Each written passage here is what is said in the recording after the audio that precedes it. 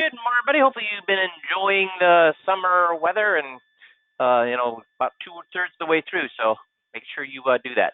So we got lots of stuff to cover today. 5Q tape breakdown last week was this guy does a great job of rolling with the flow when a client refuses to go along with the script. So, that does happen. So this is if you haven't listened to this, go back and listen to that email that we sent last week because we need to be able to, when they go into the weeds, we need to be able to roll with that and then get right back on the scripts. I saw this graphic. I thought it was awesome. You have enough time. There are 168 hours in the week. Spend 40 of them at work. If you work out 1 hour a day, which I think is more than what most of us do, at least more than I do, and 56 hours sleeping, which is 8 hours a day, you still have 65 hours left. Guys, 65 hours. Is that a little time or a lot of time? That's 50% more than the time you spend at work.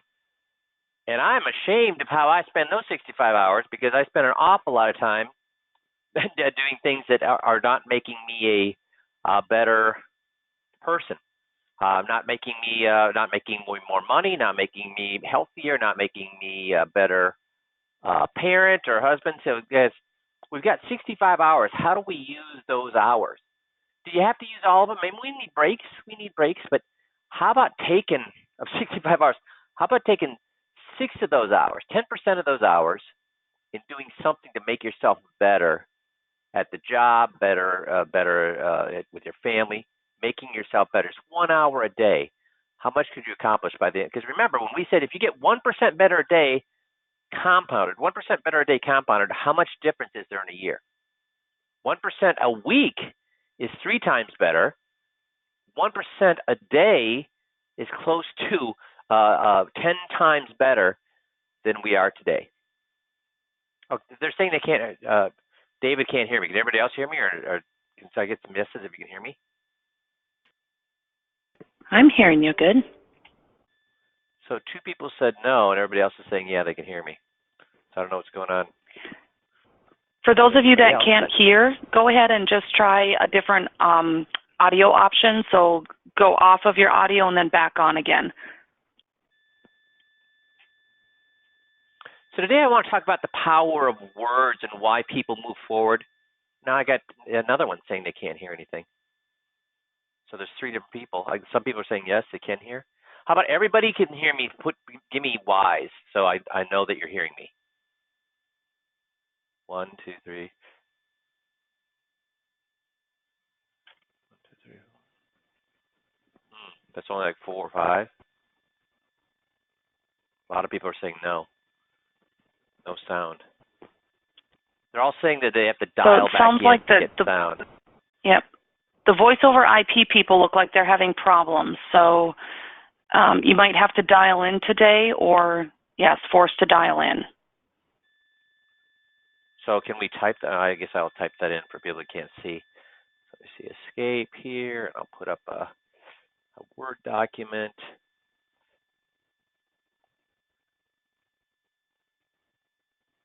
Maybe. Come on. Okay, I'll just do a new PowerPoint. Wow. Nope, new.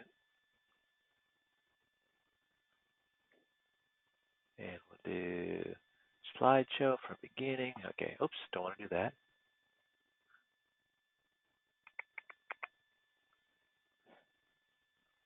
If you can't hear, dial in for whatever reason. What do we call this? What's our web? Voice over IP. The VoIP isn't working. Okay. Okay. Don't save. Now we can go back to.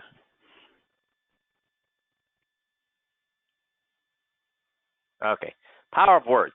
And we're going to talk about why people do things and don't do things. Okay, everybody's seeing that now. why people do things and don't do things. So when we look at the power of words, these are the 100 most important words in the English language, the ones we use most often. That's not going to help us. So what do you guys think is the most important word in the English language? What is the most important word in the English language? Should all know this.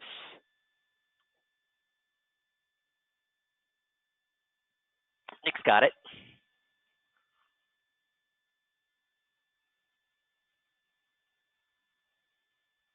Oh, Nick's the only one who's got the right answer here. Your name. Your name, your name, your name. If you're in a crowded party and there's just tons of noise and whatever else, can you hear your name if it's said? Okay, we're still getting people saying they can't hear. Can you reach out to them? Are you reaching out to them, Missy, one-on-one? Is that what you're doing? Yes, I'm working on that. Yeah. Okay. Okay. So you can hear your name cuts through everything, and this has been researched over and over and over. But have you ever heard me talk about the importance of somebody's name? Where have you heard me talk about the importance of somebody's name and how much more money you can make when you do that? Does anybody know? Does anybody remember? Jerry's got it. Nick's got it. Guys, when I was doing seminars, making $1 million a year, my appointment ratio was only 24%. We never, even most of our guys up to about 2010, never had appointment ratios higher than say 50%. After 2012, I started coaching guys to and again, I've been hearing for the last 2 decades that seminars are over. Too many people are doing them. My clients received 15 invites per week. Yeah, I get it. They were getting those in 2000. They're getting them in 2010. And they're getting that many today. So, but seminars do work. People do show up. We've got lots of people who are doing a great job. But the reason I bring that up is if people are seminared out, we should not be able to get the appointment ratio should not be going up. They should be going down. But in 2012, when I started to counsel and coach guys to make sure that they use people's names and had many conversations with people, I've had people in the last 8 years get 100% appointment ratios. If you use people's names, you're going to get 80. On average, 80% of people are going to make appointments. 80% are going to make appointments if you use their names. And for those of you that have heard me tell you this, and you listen to your seminar, how many first names should you hear per minute? When you go back and listen to your taped seminar, how many first names? If you want an 80% appointment ratio, how many first names should you hear per minute? At least 2, just like with open-ended questions. So I guarantee you, if you go back and listen to your tape and you are calling people by first names at least twice a minute, having these little mini conversations, guess what? Now, why? You're going to get an 80% appointment ratio? Why does that work? Why does that work? Because of this. You're paying attention to that person. They think they know you. They think they're like, so make sure you're doing that. Now, a lot of guys will say, well, I can't get them to write their name tag. Write their name tags for them. And do you care about their last name? No. Just write their first name as big as possible so that you can read it as you go through the seminar. This is the most important word in the English language. We is an important word. We conveys belonging, and our brain produces dopamine when we feel we're part of a group. So we is an important thing. What do we think about? Yes, when we got into sales, I've been professionally selling for 35 years, and I was told over and over and over again, 3 different sales training courses, or 3 different sales training from big companies, get them to say yes soon and often. Has anybody else ever heard that? Get them saying yes soon and often. Get them saying yes soon and often. And what do we know about that advice? What do we know about that advice, getting them to say yes soon and often? That's right, it's bunk. Why? What does yes mean? We don't know what yes means. Yes could mean I'm not paying attention to you. but I'm going to just keep saying, yep, yep, yeah, yeah, yeah. I'm not paying attention to you. I'm just using yes as a filler. Yes could mean, I don't agree with you. Sure. Yep. I don't agree with you. I just don't want to get in a fight with you. Yes could mean, I don't even know what the heck you're talking about, but I don't want to look stupid. Oh, yeah. Yep. Oh, yeah, yeah. No, yep. Or yes could mean yes. Yes could actually mean yes. But the problem is, if yes means yes, how long does that last? The analogy I always use in my calculus class in high school, or let's just talk about a knot. If you're in a room and I show you how to tie a knot, a fancy knot, and it looks pretty simple, right? Okay, take this, you go through here, you do a loop, and you go through there. That's how you tie the knot. You think, oh, yeah, that makes total sense. And then I walk out of the room, give you the rope, walk out of the room, say tie the knot. What do you do when you look at the rope? Crap. I can't remember I don't remember how to do it. See, yes does not mean anything. If I want you to learn to be able to tie the rope, I should sit there and watch you do it before I leave the room. So if I want my answer to stick, I should sit there and make you what? Before you leave the room. Say it to me. Repeat it to me. Tell me why it makes sense to you. Tell me why you agree with that particular thing. Yep, absolutely. Because is a huge word. There's so much study been done about the word because. When you tell something you'd like them to do something because you give them a reason, it doesn't even matter what the reason is. When you say, this is how it works because, this is what you should do because, it's amazing how many people will follow those directions. So this is a word that you got to become really familiar with. Right away and immediately, a phrase and a word, these are extremely powerful. Brain scans demonstrate a drug-like response to getting something done immediately versus tomorrow. When you say this can happen right away or this can happen immediately, their brains immediately light up because people don't like to wait for anything. That's why. What do they find out about credit cards? Why are credit cards so effective for businesses to use?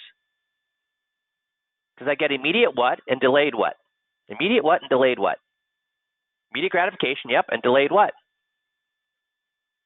Pain. I don't have to pay right now. So these are very important things.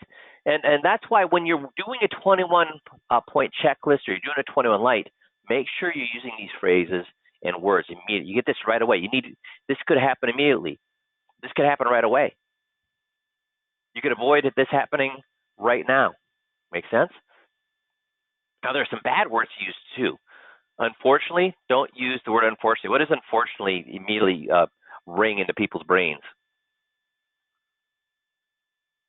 You're about to deliver what? Bad news, exactly. And don't use the word but. When you use the word but, what have you just told them?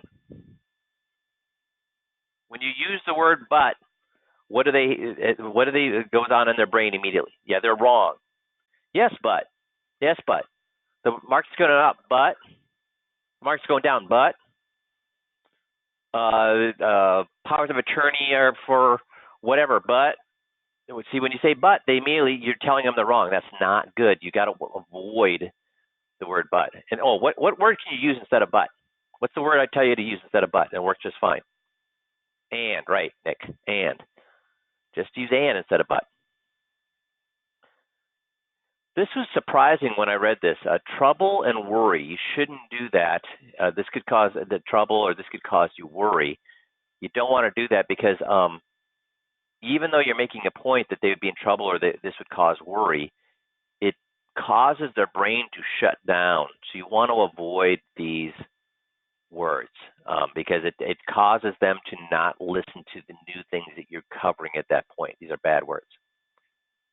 So we're going to talk a little bit about why clients don't take direction. Please don't ask for my advice when all you really want is for me to validate that the incredibly stupid decision you're about to make, regardless of what I tell you, is okay. Guys, how many of us have given unbelievably great information, good ideas to people, and they did not move forward? Just say, just type in me. I want to see how many people that's happened to.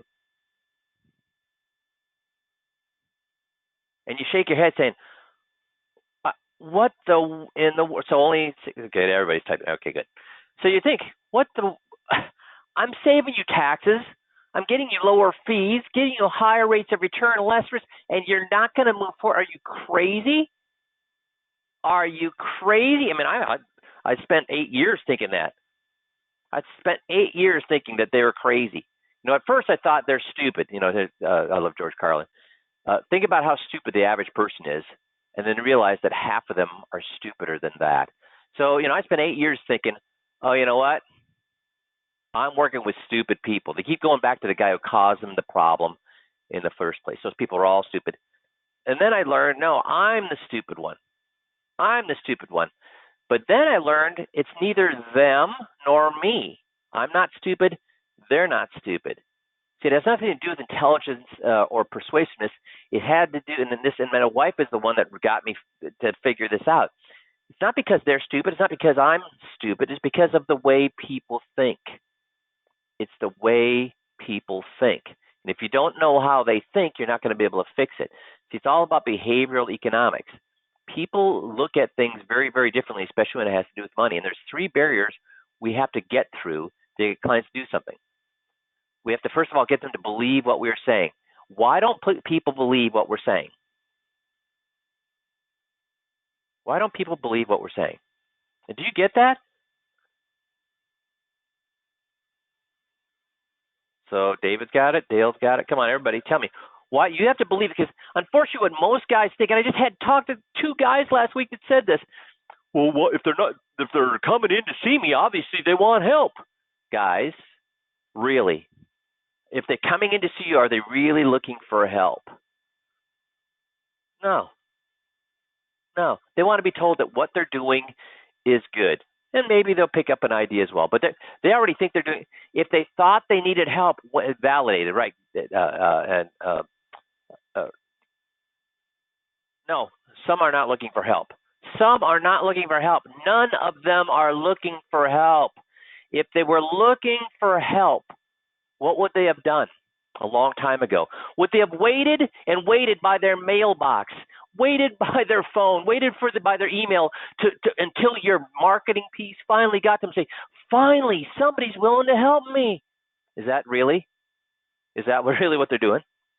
If they wanted help, what would they have done a long time ago? The only person who's really looking for help is when your phone rings and they say, can you help me? Then I will agree. They're looking for help. But if they respond to marketing, are they actually looking for help? Is anybody that responds to marketing looking for help? Everybody answer that. Because would they have waited for your marketing before they reach out for help? So, David, I need you to answer that too, since you're the one that's thinking they actually need help. Okay, good. So, because and it's important that you realize that. Because are you going to approach people differently if you think that they're for help versus knowing they're not there for help? Are you going to approach people differently? If I'm thinking they're there for help, why the heck would I even bother with the 21-point checklist? Jeff, if they were in there for help, would you even bother doing the whole 21-point checklist? What would you do if they were just in there for help? I just help them. Yeah, just help them. What you know? No, I wouldn't. And I think that's the key. If they're reaching into you, if they're calling you, they're looking for help. If you're reaching out to them, they're not looking for help. You're looking for them. And they're just there for what? They're not looking for you. Yeah, they're just there to get some questions answered, get an idea or two, and bold. Yep. So they don't believe what we're saying because they know the only reason that we call them, the only reason we send them a piece of information, not to help them, but to sell something to them. The only reason we're doing the 21-point checklist, the only reason, if we tell them the 21 points, the only reason we're saying those things is to get them to move the money. That's why who has to say everything? Even the 21-point check. Who has to say those things? They have to say those things. So once they believe what we're saying, or what, more importantly, not what you're saying, but what they're saying to themselves, then they have to choose what to do. What's the problem with choosing what to do? Is moving from their current position, well, we're going to get into this a bit more. And then the third thing they need to do is they need to believe what they're themselves saying. They have to choose what they want to do, and then they actually have to what? Just because they've chosen to do it, how many times have you told people are going to do something and then they didn't do it? They actually have to do it. So let's talk about this. Clients don't believe what you're saying. So they have a lack in trust of you. They have a lack in trust of your data. They've seen the data that disproves your premise. So how do we deal with these things, guys? We just talked about it. So how do we deal with it? They lack trust in us because they know the only reason I'm going to tell something is to get them to buy something where I make money. Have you had people that have said that your data is not valid? Remember, that's the reason when we use Morningstar, but that before we pop out Morningstar, we have to ask them what they think about third-party resources. How would they shop for a car? Would they go to the Ford website, or would they go to Consumer Reports or the Blue Book website? So we get them to validate the Morningstar before we even use Morningstar. That prevents them from at the end saying they don't trust the data. They've also, if you don't do that, they're going to say, I've seen data, and again, the data they're getting is usually bogus, but they've seen data that disproves your premise.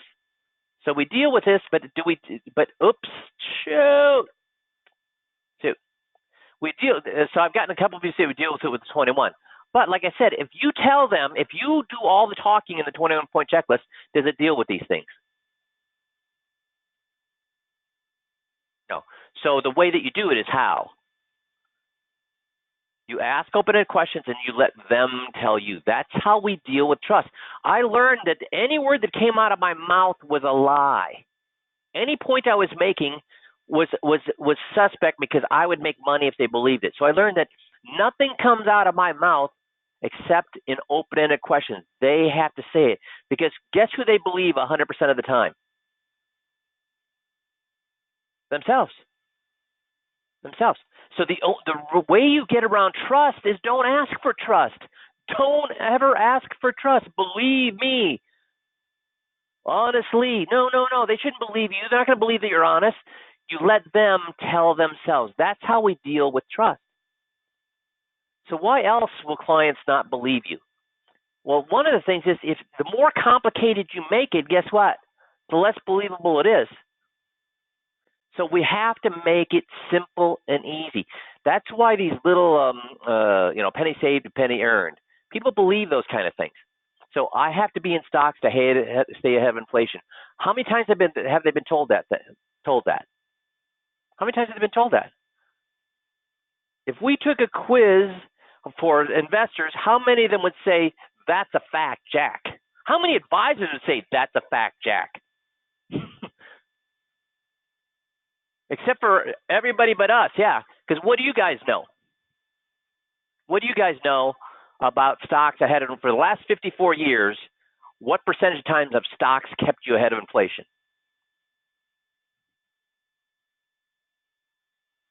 Oh, everybody's got to answer this. What percentage of times in the last 54 years has stocks kept you ahead of inflation? Getting no right answers. Holy moly, guys. I've talked about this about 4 times a year.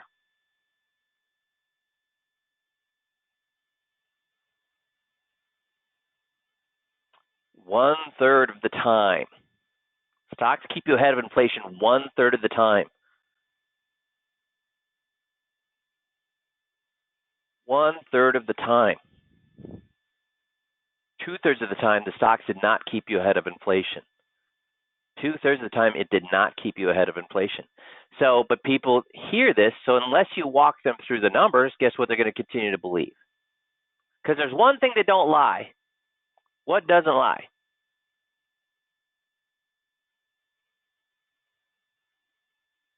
Yeah, the numbers.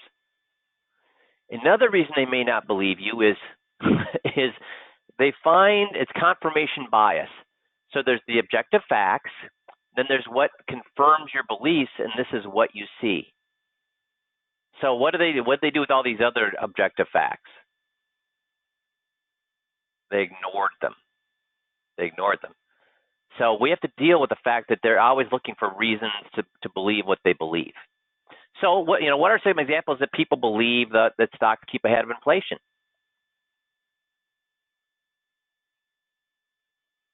How about the last 7 years? What the hell? Who would agree? Who would not believe stocks? Look at the last 7 years. Of course, stocks what? Keep you ahead of inflation. Look at the last 7 years. Has stocks kept you ahead of inflation the last 7 years? Last 8 years? Yeah. Hey, how about the last 100 years? Has stocks kept you ahead of inflation for the last 100 years? Yeah. Has stocks, I've just said that stocks only keep you ahead of inflation for 1/3 of the time over the last 54 years. But let's talk about this. Has stocks kept you ahead of inflation over the last 54 years? Now I'm throwing weird numbers at you. Have stocks kept you ahead of inflation over the last 54 years? Yes, they have. See, that's kind of the weird thing. They have. But for 2/3 of the time, they didn't. If you look from year 1 to 54, it did. But there were two 17-year time periods, during that 54 that they did not keep you ahead of inflation. So if you were unfortunate enough to retire in those two 17-year time periods, guess what? You're screwed. Now, if you retired for 54 years, you'd be what? Golden. How many clients do you know that have retired for 54 years? Lots? Or where are we in the single digits? Yeah, single digits. So here's the thing, if you look at a mountain chart, it looks, of course, over the last 100 years, over the last 50 years, stocks have kept you ahead of inflation. But when you zero in and you find out, oh wait, there were long periods of time that it didn't keep you ahead of inflation, then you're like, oh my God, what if I was in one of those periods? Now, here's the thing, when it beats inflation, it what? When the stocks beat inflation, it what? It kills it. Yeah, it kills it. So it makes up for those 17-year time periods or those 12-year time periods where it wasn't. But how many people? Yeah, so then it's a timing issue, right? But 1/3 of the people timed it right, 2/3 of the people didn't time it right.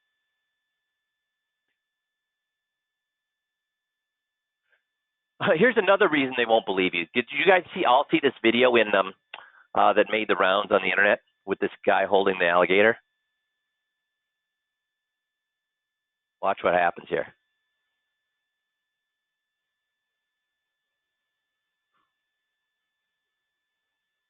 You guys see this? Watch what happens. He's got a little baby in his hands. So this little guy right here is making like grunting noises. Mama hears it, and what's she doing? This guy have any idea that he's got danger coming right behind him right now? No. So that's the other reason they don't believe us, because everybody thinks bad things happen to who? How many people think they're going to need long-term care? How many people think they're going to need long-term care? None. That's right. And we found from the Society of Actuaries how many people end up needing long-term care. 2/3. Now remember, a big chunk of that, 70%, right? A big chunk of that aren't going to need it for long-term, but they found out what percentage will be significantly affected by long-term care costs, because it's not a short-term, but it's a long-term care stay. What percentage? Remember that? It was 1/3. 1/3 of people are going to get nailed by long-term care costs, but nobody believes it's going to happen to them. That's the other 1/3 of people, not my 1/3 of people. So that's the other reason they don't believe you. Do people look for reasons to believe you, or do they look for reasons not to believe you? Not to believe you. That's why you don't want to say anything. You don't want to try to prove why you're right, because even if you prove that you're right, what are they going to say? Your proof is what? Lousy. Or I've got proof to say that you're wrong. When I try to tell them that stocks don't keep you ahead of inflation 2/3 of the time, they're going to show me a mountain chart and say, sure it does. Look at here, just like it went through. I mean, it can be looked at both sides, but you have to dig in and find out how those will affect them. So how to convince someone, there's lots of different articles, how to convince someone when facts fail, why facts don't change people's minds. Many people stubbornly refuse to change their minds. This article won't change it. There are tons of science on why facts don't change people's minds. But before you came on at 5Q, what did we want to do? How do we prove to people that it was wrong? And people always, when I show them data on these coaching calls, guys want the data. Show me the charts. Give me the charts. I want to show people this. If you use charts, if you use proof, does it work? If you try to prove to somebody that they're wrong and what they're thinking is wrong, does it work? If it did, how many political parties would there be? If trying to prove that somebody's wrong, how many political parties would there be? That's right, Till and Michael, one. Because somebody would be able to prove that this is the right way to do it, and everybody would believe it. If you could prove something, how many cars would there be? How many money managers would there be? How many whatever would there be? How many opinions would there be if you could prove something? There'd be one. We can't prove anything, and there's been study after study after study that shows it. So what does work to prove things? Well, there's a Finnish experiment where they give examples of other people that fell victim to biases. So the thing is, if you point to them, they're going to deny it. But if you at first use a third party, then they believe it. So here's the funny thing. This Finnish experiment was actually done with professional managers. And professional managers, guess how smart they think they are? They think they're geniuses. Geniuses. So what they did is they pointed out all the other dumb money managers out there and all the things that they'd done wrong. And when they did that, all of a sudden, guess what the money manager thought about themselves? Oh, wow, maybe I could make those mistakes. Does that ring true with how our 21-point checklist scripts work? What do we always start out with? Them and their money, or some third party, a story about something not about their money and not about them? How do we always start out? Third party, third party, third party. That's why we do that. Another study, 2009, asked people to imagine the opposite of what they believe and explain why it might be true. Do we ever play devil's advocate with them? Yeah, that's what you're doing here. You make them explain why something might not work. So that's why getting people to trust you. They're never going to trust you. Have them say it. Start out with third parties. Don't try to prove things because they're never going to believe the proof unless they prove it to themselves. The other barrier, second barrier, was clients get overwhelmed by a decision. So even when people want more information, they rarely use it. Guys, how many times have you had somebody send me more information? Let me take this home and look at it. How many people, what percentage of, yes, we have some people, the engineer will go home and look at it. But how often do people not even look at that stuff that you send them home with? Yeah, too many times. They rarely use it. All they're looking for is what? A reason to delay the decision. It's not they're not looking for a reason not to do it. They're looking for a reason to delay the decision. Do you get that? Because our number one enemy is not the other advisor. It's not the other company. What's our number one enemy? People are saying the client. What do you mean by the client? What's our number one enemy? Now, Till says paralysis by analysis. I would say that it's our desire to do what? What do we? That's right, Nick. Inertia. To do nothing. If I don't make a decision, I can't be what? If I don't make a decision, wrong. That's right. I can't be wrong. And here's the thing: is moving money. Is moving from one advisor to another advisor, moving their investments, is that an easy black and white decision, or is that a complicated decision? Is that rife with, I'm pretty sure but not really sure? It mostly makes sense, but I'm a little bit, how many people are 100% sure that the investment you're recommending is better than what they currently have? It's complicated. It's complicated. So that's why the 21-point checklist works so well, because we take a complicated decision of, yeah, I guess it does look like a better investment, but mine's doing pretty good. Maybe I'll give them $10,000 and try it out. You know what? It makes sense. It looks like that my guy's taking advantage of me, but he seems so nice. I don't see how he would possibly do that. I wonder what I should do. Yeah, I guess I could save taxes, but if I save taxes, I might get audited. I'm doing okay now. I'm driving the car I want, going out to eat when I want, going on vacation I want. I think I'll just do what? Nothing. So we take that complicated decision and we make it black and white. What's the black and white decision that we have them make? Because we take a complicated decision. Most other advisors are trying to get people to believe that their recommendations are better. That's complicated. Till's got it. That's right. Glad's got it. My guy is ripping me off. My guy is disrespecting me. My guy is withholding information so he can make money off of me. Is that a complicated decision? If somebody's screwing you, is that a complicated decision to leave? See, we take a complicated decision. That's why the 21-point checklist works, is because it's not a complicated decision. It's an easy decision. Now, that's if they make that decision, if they are the ones that decide their guy's ripping them off. Because if you tell them their guy's ripping them off, they're going to what? Deny it. So the 21-point checklist takes a complicated decision by letting them walk through all the reasons themselves why their guy's taking advantage of them, and it takes that complicated decision and makes it easy. I can't be where I'm at anymore. So it takes this paralysis by analysis, and it turns into an easy decision. The decision is easy to leave their advisor or company. Now, there's also, when we get to solutions, if you simplify the decision, which do we do that when we get them to realize their guy is taking advantage of them? Does that simplify their decision?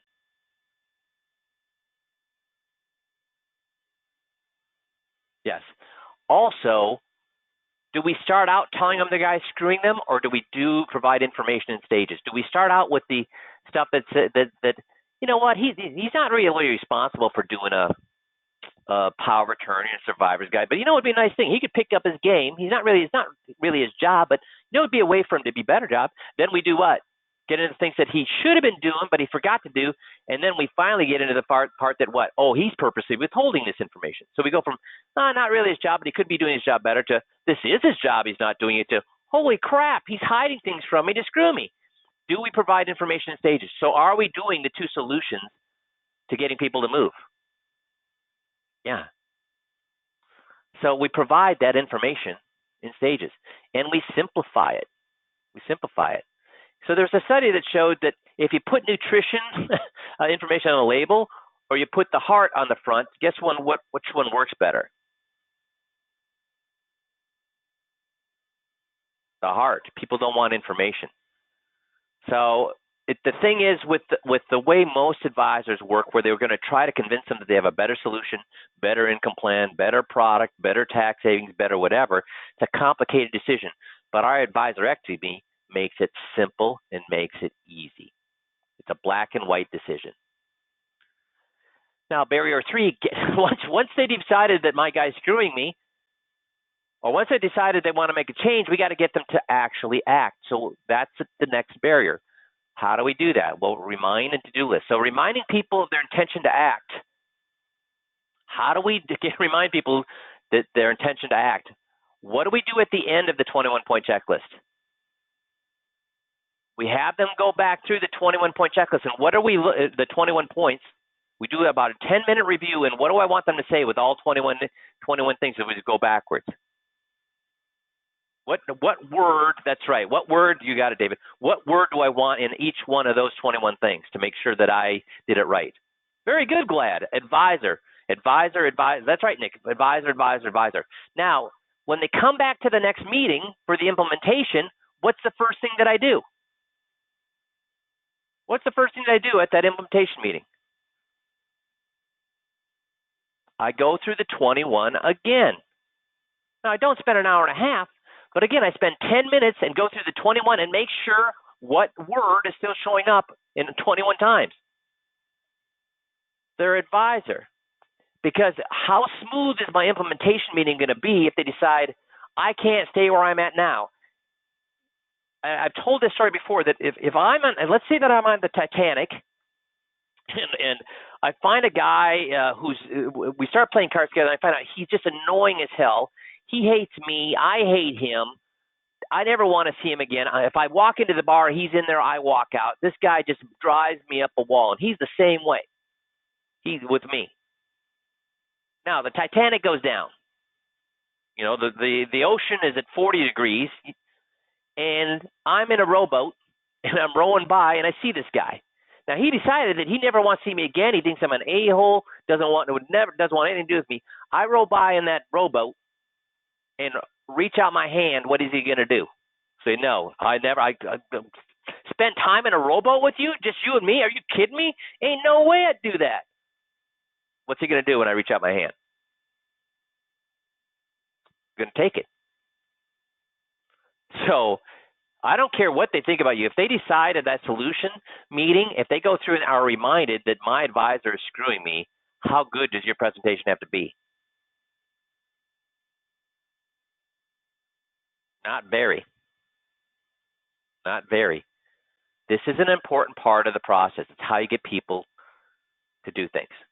So guys, when you've mastered the crib notes and the motive and the daily practice and doing the 15-minute drills and practicing your GOTS and paying attention to the 5-minute money maker breakdowns, that's when you close every client. So do you see why I want you to do all those things? Why do I want you to do 21-point checklist? Why do I want you to practice open-ended questions? Why do I want you to practice GOTS? It's not because I want you to just jump through a bunch of hoops like a bunch of poodles jumping through hoops. No, it's why. Because people don't want to move. What gets them to move is these skills that we're having you learn. So remember, we're in the stretch here for summer. You got one more month of time to recharge your batteries, learn those skills, lock them in. And because after Labor Day, when should you start marketing? Should you decide to start marketing after Labor Day? If you start your marketing after Labor Day, when is it going to be? It's going to be at the end of September. You've just screwed yourself. Remember, September, October are really the only real full working months that you have. So if you're thinking about marketing, when do you need to start marketing? Within the next within the next week or so you can actually do it and start in September. Because if you start thinking about marketing at the beginning of September, that means it's not going to actually come to fruition until the end of September. You just wasted a whole month. So you should be planning your marketing right now. And then once you have your marketing going, you should be locking these things down so that you know, guaranteed, that when you market, you're going to close. You're going to be using people's first names at seminars if you're doing that. You're going to be very good with these skills if you're doing the eye to eye, so that you know that when you get in front of people, you're going to be closing them. So get your marketing going, and more importantly, be locking in the skills so that your marketing is very, very successful come here September, October, and early November. Make sense? So if you haven't talked to Matt or Missy about your marketing, please do, because you don't want to start thinking about that at the end of August, because that means your first marketing is going to be end of September. Super. So thanks for putting up with me today. You guys have a great rest of the day, and we'll talk to you all next week. Thanks, everybody.